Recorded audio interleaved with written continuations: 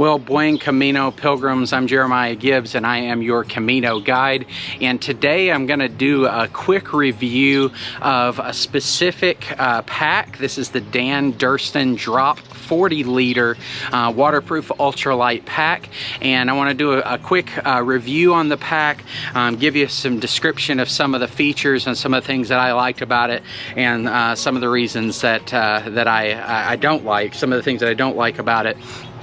So if videos like this are really helpful to you, I hope you'll click the like button and then click the subscribe button. I do videos about planning for Camino de Santiago, gear reviews like this one, as well as helps on kind of the spirituality and purpose of pilgrimage to Camino de Santiago as well. Now, I don't know a lot about Dan Durston, who is the creator of this pack. Dan Durston is a backpacker through hiker. He's done a few collaborations with Drop on equipment like this. The tents that they make have just been taking the ultralight community by storm. They've been very, very well loved. You've got to wait months and months to be able to get one of Durston's tents. And the pack, I think, is incredibly well made, and I think lots of people are going to appreciate this pack. Let me just go through some of the features that you'll notice. First of all, this is an ultralight pack. It is made of an X-Pack material. The X-Pack material is waterproof, extremely lightweight, and my sense is that it's pretty durable. I've not spent enough time with the pack to be able to say much to the durability of the material, but certainly I think that it seems to be a pretty durable material just from the feel of it and so on.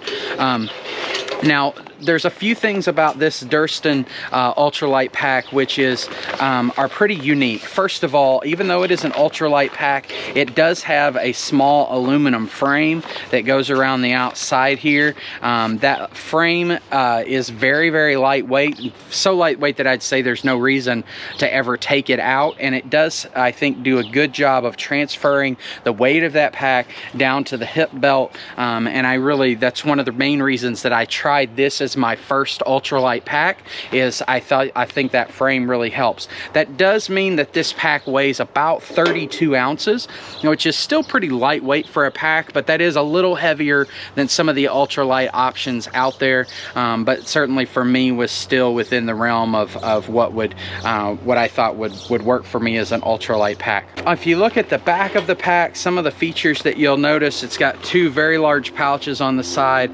I will say that for me, I was actually able to get my water bottle in and out of those pouches while wearing the pack. That's actually not true of most of the packs that I've owned, so I really appreciated being able to load the water bottle that way.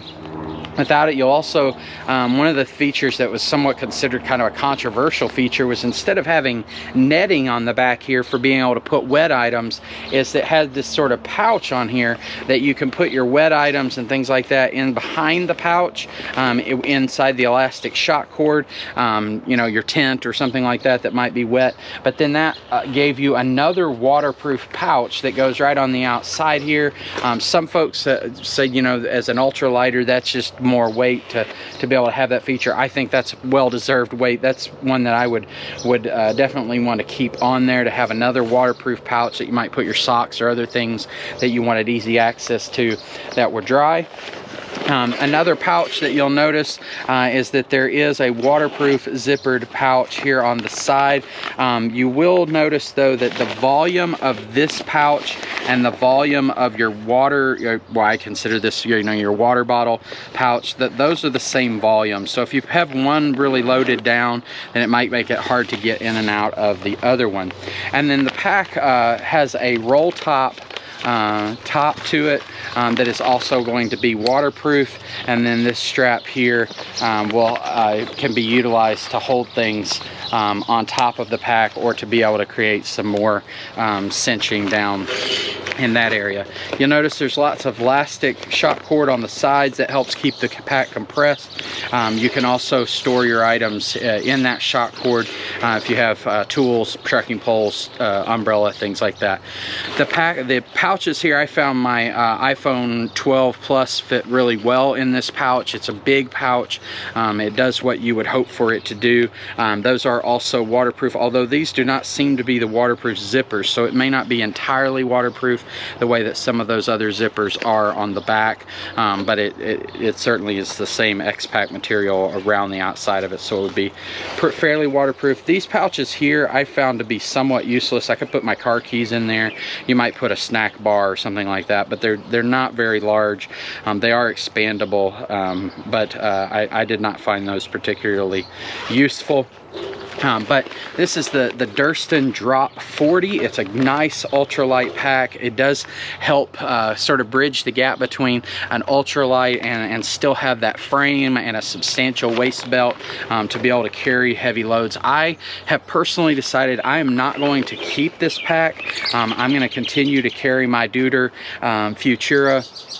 And the primary reason is I just found that I did not like the way that the pack itself sits close to your body without any kind of venting in here. That is just one of the things that you have to put up with if you want an ultralight pack, is that there's not going to be a lot of venting typically here that's going to allow that pack to sit away from your back, and it gets pretty sweaty back there. I just didn't like the carry of it as much as I do a traditional pack, but that is not really a feature. That's not really a hit against this Durston pack. It's fit very well. It carried very well, I think, for what it is. I just did not like that as much as some others. I will say that one of the things that folks have complained about with this Durston pack is when you're wearing it and you clip that strap, sternum strap like that, it does tend to make these straps roll in this way, and so the sides of your strap may not even be touching your shoulders here as that kind of rolls in. For some folks that is particularly bothersome. I didn't find that to be too bothersome. I thought it was okay, but that did happen for me, that those straps rolled in and made it a little bit harder to be able to have a good fit with the pack. Oh, I guess the other thing that I would say is that the pack does have load straps, which is not typical on all ultralight packs, and I certainly found those load straps to be helpful, and I'm glad that that was one of the reasons that I went with this one. I hope that you find that review helpful. I have ultimately decided not to continue with this pack, but I do think for Camino de Santiago, this could be an excellent pack because it is waterproof. It makes it super simple for you to not have to worry about a pack cover.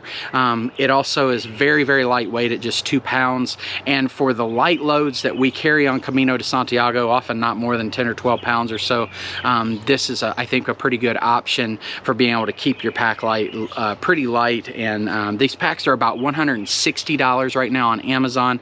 That may change, of course, so I'll put a link in the description for Amazon.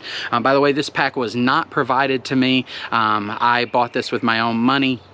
And but I do have an Amazon affiliate link, so if you would want to support this channel, then definitely you can click that Amazon affiliate link to help support the channel.